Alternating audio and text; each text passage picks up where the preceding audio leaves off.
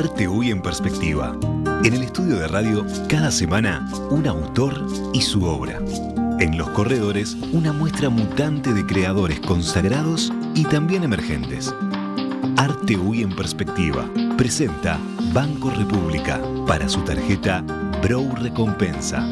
Apoya Victoria Plaza Office Tower.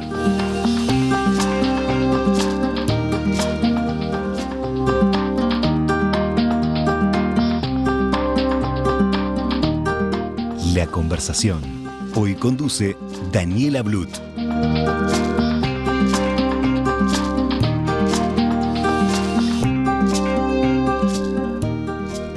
Hola a todos, bienvenidos a una nueva conversación con el artista plástico de la semana. Antes de empezar, los invito a seguirnos por la web de Radio Mundo para no solo poder escuchar la entrevista, sino también verla y además ver la obra que hoy nos acompaña en el estudio. En las redes de En Perspectiva también hay información y fotos del artista y de su obra, y allí pueden hacer algunas preguntas y dejar sus comentarios. La obra que hoy nos acompaña y se ve atrás mío tiene dos mujeres como protagonistas y su autor es Claudio Chanquet Rodrigo. Bienvenido, Claudio. Gracias por estar hoy en el estudio también. Muchas gracias por la invitación.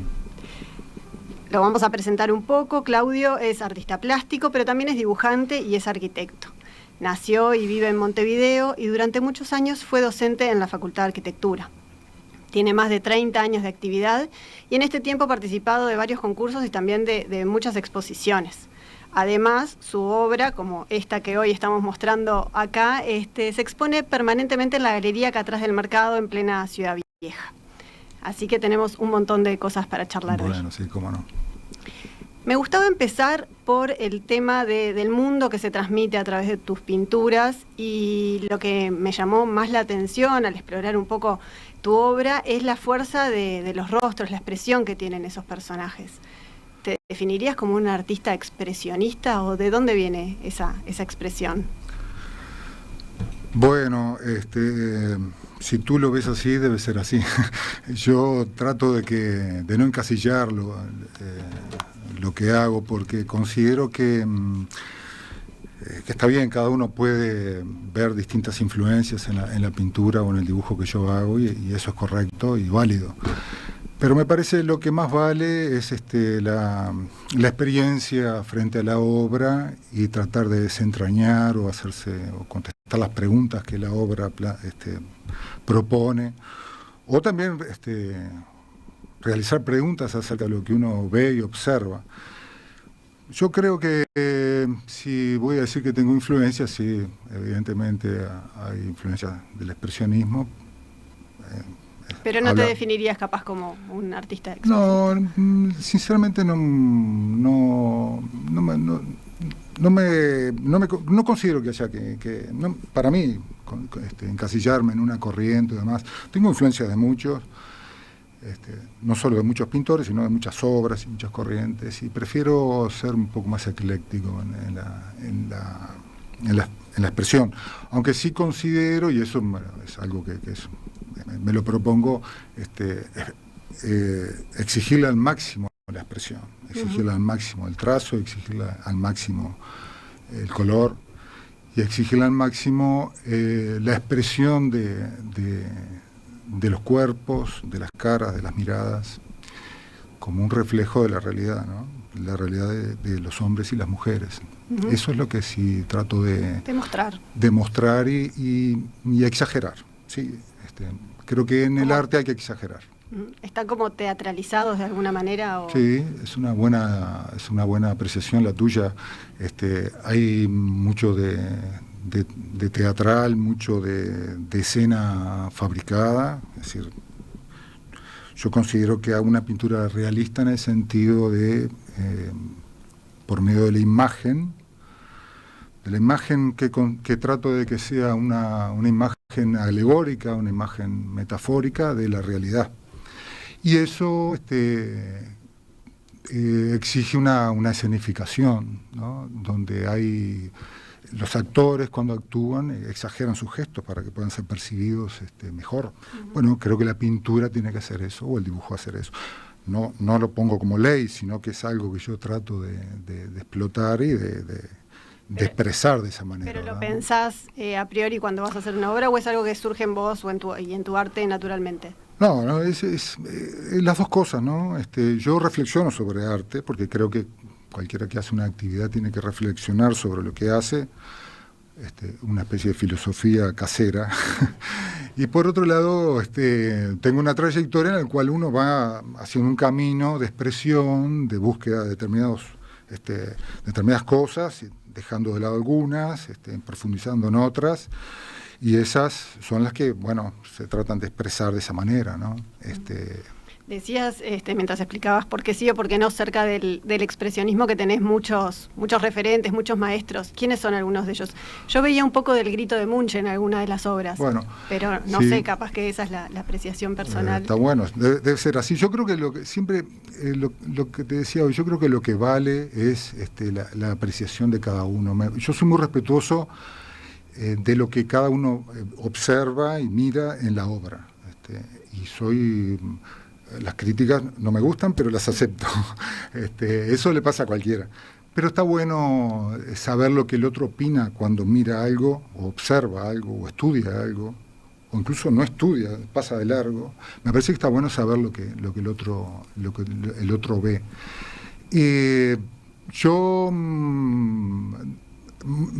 muchos a veces me han hablado algunos me han hablado de lo que yo hago, ven influencias de tal o cual pintor y sí, como robo de muchos lados, quizás aparezca algo de Munch como de algunos otros también.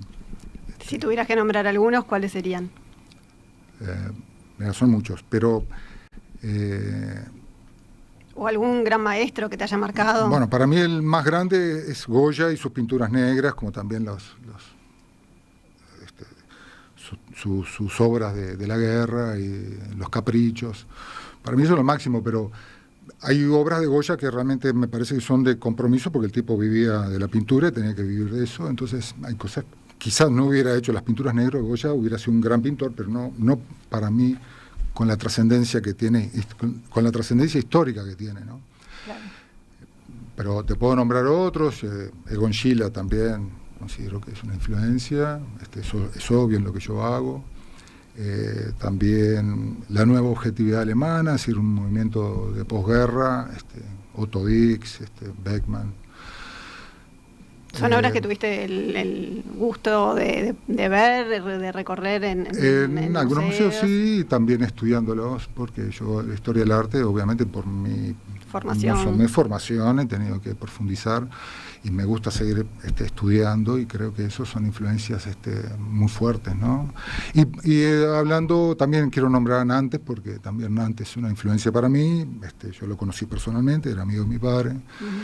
Y Nantes también es una influencia, no solo en el trazo, sino en algunas caracterizaciones humanas, ¿no? que él expresa. También es una influencia. Lo reconozco, no tengo problema, y me parece que está bueno reconocerlo, ¿no? Claro que sí. Y volviendo un poco a los personajes, que decíamos que decías tú en realidad que bueno, que a través de su expresión, de los trazos en los rostros, de los colores, quieren expresar y mostrar una realidad. ¿Cuáles son los temas que tratas de transmitir a través de la pintura? Si es que hay temas que atraviesan... Sí, claro. Los temas que obra atraviesan mi obra, o intento hacer, no, a veces lo logro, a veces no. Esa es mi lucha con la materia y los temas y el contenido. Son los de las emociones, ¿no? De las relaciones humanas, del hombre en sociedad. Todo lo que implica el comportamiento humano, ¿no?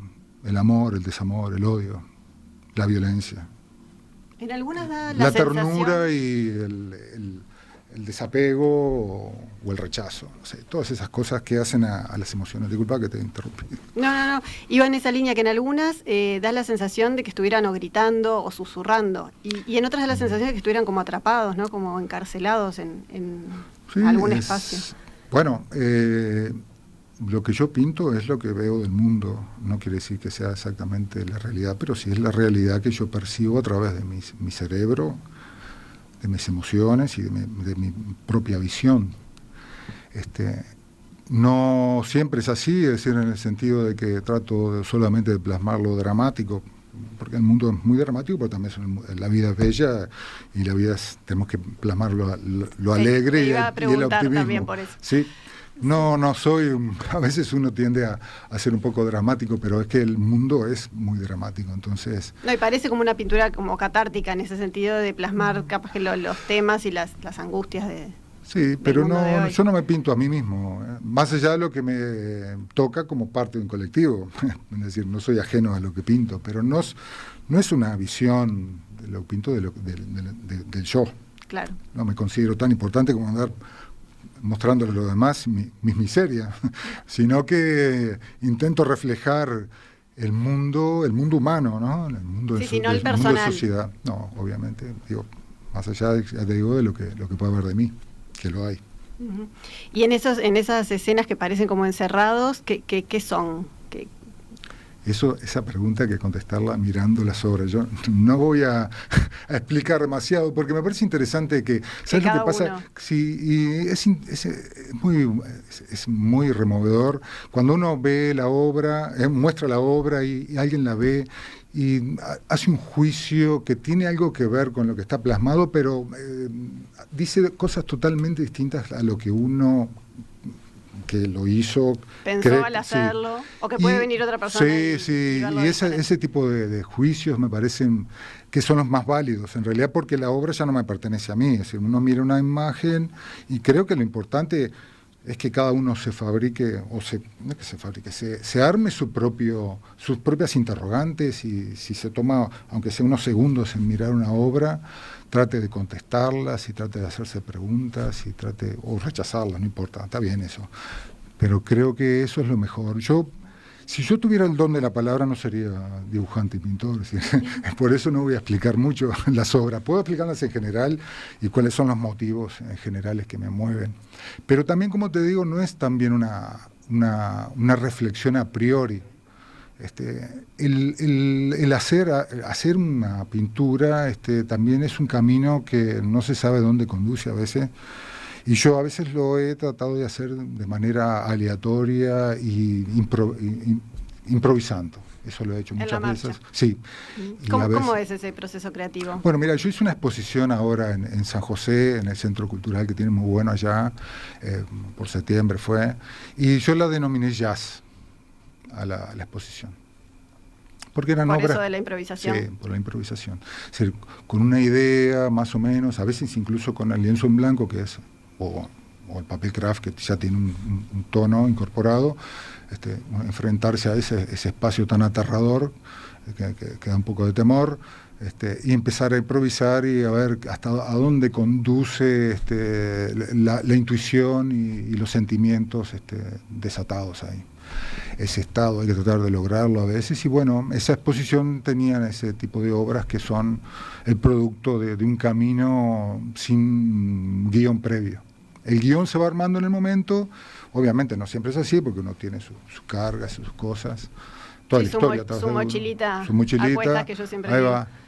Y bueno, ahí salían esas obras que se iban modificando, algunas tenían un buen destino y otras un destino espantoso que era el destino la papelera.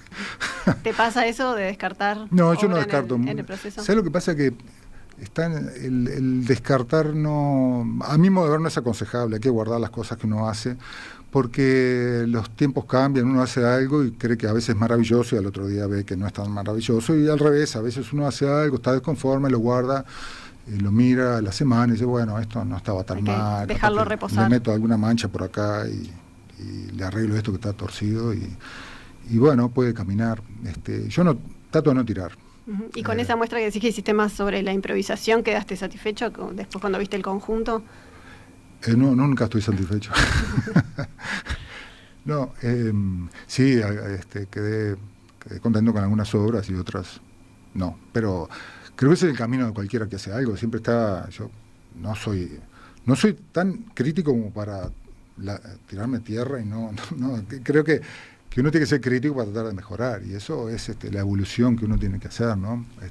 Buscarle siempre hay que estar siempre incómodo con lo que uno hace. Esto es lo mejor, me parece, lo más saludable para todos los que hacemos algo, ¿no? En cualquier actividad. Eso no quiere decir que sea inmovilidad.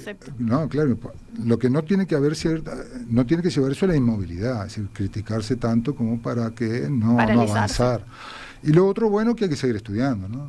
Ver otros, lo que hacen otros, bueno, también tener espíritu crítico y autocrítico. Me parece eso es parte también de una, entre comillas, metodología. No quiero ser tan estricto con eso, pero es así. Hablabas recién de esta muestra que se llama Jazz, que está vinculada a la música, y después mirando tus obras hay una que se llama Mujeres danzando Fela Kuti. Me tuve que poner a investigar qué era. Fela Kuti, sí. Sí, y vi que es un artista africano, sí, nigeriano, bueno, que toca 10 instrumentos. Sí, me pareció como muy particular. A mí lo que más me gustaba de Fela Kuti, que aparte tiene un ritmo muy poderoso, son orquestas muy grandes y un ritmo muy avasallante, con mucha percusión, que el tipo tenía un compromiso social muy fuerte, ¿no? Y eso a mí en un artista me parece que es rescatable y admirable, que se refiera a la realidad, y una realidad que yo no conozco mucho, pero todo por lo menos sabemos algo de que en África los conflictos y las tensiones y ese mundo tan particular, este artista africano reflejaba en sus obras, ¿no?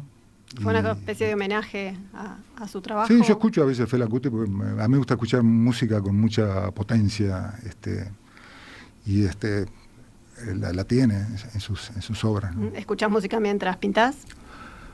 Bueno, escucho sí, pero llega un momento que no escucho nada, ¿sabes? La música, a veces el cerebro se enfoca tanto es un estado un poco ahí de concentración tan grande y absoluta que me lleva eso le pasa a todo el mundo, a veces que no puedes parar y la música la olvido y no es un motivo de inspiración para mí la música, más allá que capaz que inconscientemente lo haga, pero yo creo que uno tiene que estar concentrado y tratar de llegar a ese estado casi de como te digo, de concentración absoluta, ¿no? Es un estado particular.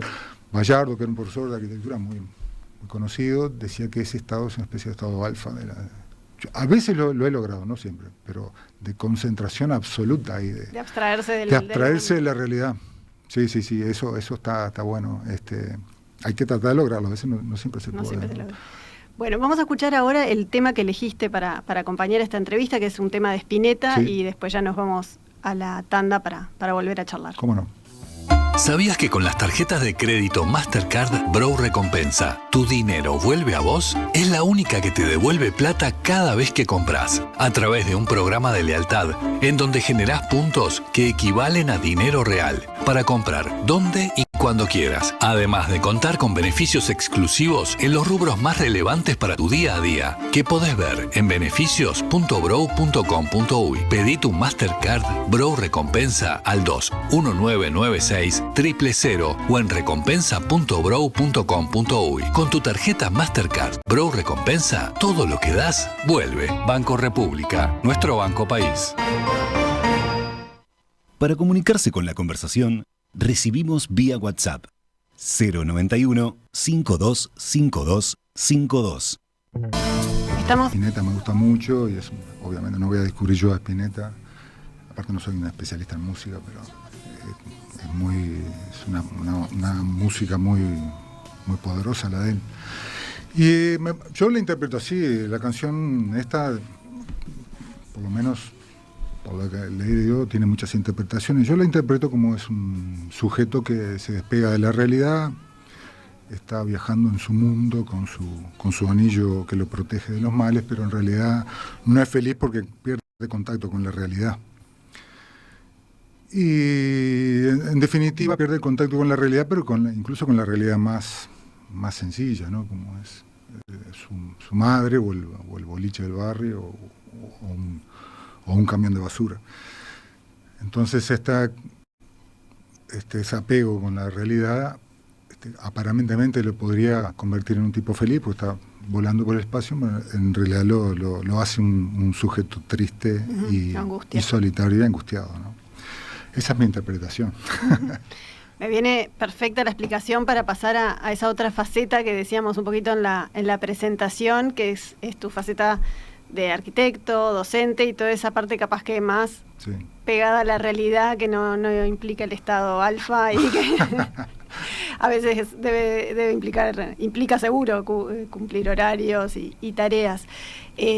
¿Cómo llegaste a ser docente en la Facultad de Arquitectura? ¿Fue algo que se naturalmente? ¿Fuiste como 30 años, me decías? No, 20 años fui. Sí, ingresé como... Me llamó un gran profesor que yo tuve, fue el arquitecto Lachinian, me llamó a colaborar como grado 1 en el taller.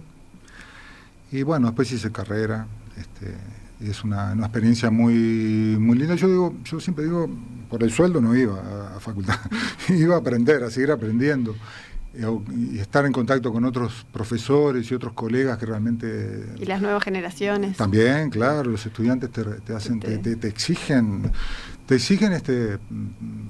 precisión, actualizarte, te exigen también en tus juicios, uno tiene que ser muy cuidadoso y muy respetuoso, pero aparte darle contenido a lo que uno dice, no se puede decir cualquier cosa, porque si no, pues es una cuestión de respeto también hacia el otro. Respeto y responsabilidad. Claro, responsabilidad, exactamente, esa es la palabra, responsabilidad, sí, es así. Pero es una experiencia fantástica, me parece, que para mí es una etapa que ya pasó, pero creo que todo el mundo tendría que seguir estudiando, y tiene que seguir estudiando. Yo lo hago también, ¿no? Pintura también. ¿Qué seguís estudiando? Bueno, yo leo mucho de arte y antes, fíjate vos que para ir a aprender arte, no aprender arte, aprender a expresarse por medios artísticos, había que ir a un taller. Yo creo que eso está bien también, pero antes era como una especie de secreto bajo 7 llaves, saber cómo era la cuestión de pintar, la técnica de la pintura, era un secreto todo eso, no era fácil. Hoy en día te pones en internet y tenés muchísimos tutoriales, buenos tutoriales. Sí, se democratizó el acceso a la información, y uno información en todos los sentidos. Y hay buenos videos y tutoriales y artistas y críticos de arte que hablan de arte. Uno podrá algunas veces discrepar o no, algunos son mejor contenido que otros, son más información, pero eso es una fuente de información y de formación, creo que hoy inigualable y muy importante, muy buena, ¿no? Que uno lo haga, ¿no? Yo lo hago, y aprendo a veces de los aparentemente pintores menos interesantes. También aprendo eso, sí. Vi que también tenés dibujos hechos, no sé si es en tinta china. Sí, en tinta china, y hay en lápiz, en pastel tiza. Sí, ¿Y esos son bocetos de lo que después son las obras que vemos ahora expuestas o no? ¿O van por dos caminos separados? No necesariamente. Sabes que es raro que haga un boceto antes de... A veces lo he hecho, no digo, ¿no? Pero realmente son obras terminadas y... Aunque yo creo que tengo un esquema que también lo contradigo permanentemente, porque está bueno eso también, contradecirse a uno mismo, pero es dibujar la luz, el claro oscuro y después el color, ¿no? Ese esquema lo usas a veces. Lo uso siempre. Siempre. Bueno, ahora siempre no. Algunas veces no y empiezo al revés. Pero como ejercicio de creación, me parece muy sólido, son pasos seguros que uno da, ¿no? Dibujar, después la luz y después el color. Pero también los dibujos tienen... ¿Sabes lo que pasa? Que el dibujar también es una forma de pensar, ¿no? Es una forma de crear, de razonar, de explorar. Creo que el dibujo está en la base de todo. Claro. Más allá que uno pinte, se usó con pintura. Dibujar implica una forma de razonar el hecho plástico, ¿no? Y eso es una práctica. Es una práctica realmente y es una herramienta más que a veces se convierte en sí mismo en una obra, por lo menos para mí, y a veces no. Pero se debe dibujar. Yo considero que el dibujo es algo, hoy me preguntabas, es algo que quizás ya desmodé, pero creo que en la Facultad de Arquitectura, que hoy en día nos ha dominado los temas en las herramientas digitales, el dibujo tiene que tener su lugar también, como forma de expresión más que forma, como te decía, más que como forma de expresión, como forma de exploración, ¿no? Y como una herramienta de diseño y exploración, ¿no? Eso me parece básico, diríamos, ¿no? O sea que vas alternando las pinturas, los dibujos, sí. la arquitectura. Sí, con la arquitectura, como te decía, hoy yo pago las facturas. Claro. Y con la pintura, bueno, lucho. Pagas las facturas y compras la pintura. Y compro la pintura. Y ahí está. Te quería preguntar, antes de los últimos temas que tenemos para tocar, el tema del manejo del cuerpo humano, que la figura humana que está muy presente en tu obra, así como, como el color y como la expresión de los rostros. Y tanto se ha hablado en los últimos años de la belleza hegemónica, de los cuerpos hegemónicos, y en tus obras hay todos tipos de cuerpos, y hay también, en algunos hay desnudos. Entonces, ¿cómo manejas el tema del cuerpo? ¿Tiene alguna explicación, algún camino que elegís por sobre otro? Yo lo que hago, como te decía hoy, trato, ¿no? Es un intento. O sea, a veces, como te digo, no sé si lo logro, ¿no? Intento hacerlo, que es pintar una expresión por medio de una metáfora. Para mí las pinturas son metáforas de la vida de los seres humanos, ¿no? Uh-huh. Entonces también, cuando planteo eso que tú decías bien hoy de la escena, es despojo al ser humano de algunos aspectos para ir a lo esencial. Lo esencial en el ser humano es el cuerpo, como decías, tú también observabas, la cara, los gestos. Uh-huh. Y los objetos que aparecen en lo que yo hago son mínimos porque intento reducir el campo de elementos a expresar para, con eso, ampliar el espectro de posibilidades expresivas, tanto de los rostros, de los cuerpos, asociado a eso, a las emociones, y provocando al espectador, provocando digo porque, a ver, ese es mi mayor anhelo, de que el observador se pregunte, se interrogue y arme su propia historia mirando lo que está ahí. Uh-huh. Eso es lo que intento hacer con los cuerpos. Uh-huh. Está buena. Y los cuerpos están, como decíamos, pues, discúlpame que termino con esto, están generalmente trato de que estén en tensión. Están en tensión, incluso algunos, los más inmóviles están en tensión. Y eso porque me parece que la pintura tiene una dificultad, que es algo estático, pero nosotros podemos sugerir la tensión. La tensión o el movimiento. Sí, el drama. El drama y la alegría, ¿no? Mujeres danzando hoy, bueno, sí. Son mujeres danzando.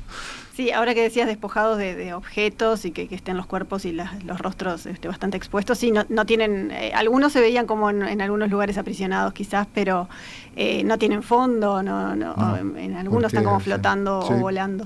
Bueno, ese es el despojo que yo conscientemente trato de manejar en lo que hago.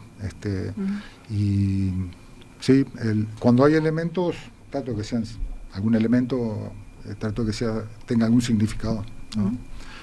Para ir cerrando y ligado a esto de provocar en el público, te quería preguntar, ¿tu obra está expuesta permanentemente en la galería en Ciudad Vieja? Sí, acá atrás del mercado, y este año ha sido un año difícil. Yo voy a por lo menos 2 exposiciones, quizás hacia una tercera va a haber de mis obras. Estoy en eso justamente porque como tuvo la pandemia, se atrasó todo y es difícil conseguir sala, pero bueno, estoy en eso.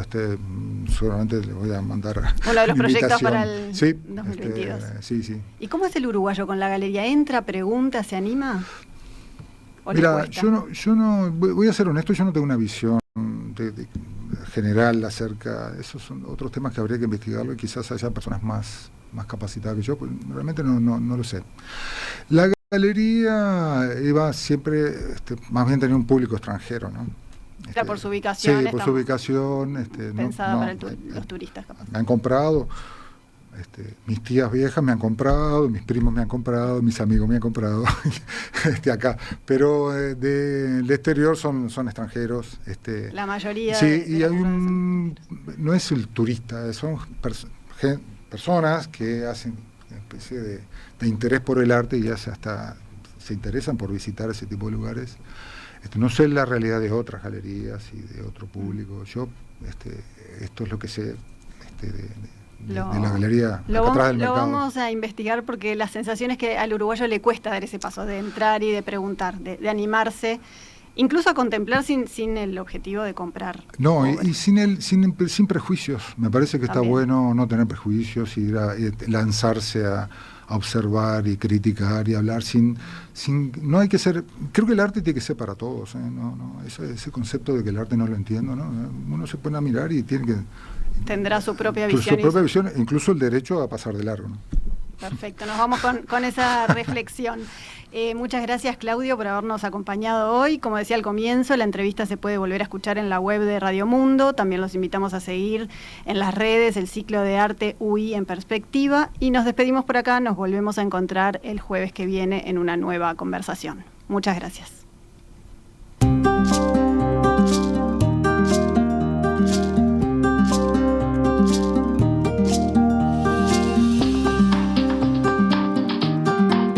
Todas las conversaciones quedan disponibles en nuestra web, radiomundo.uy.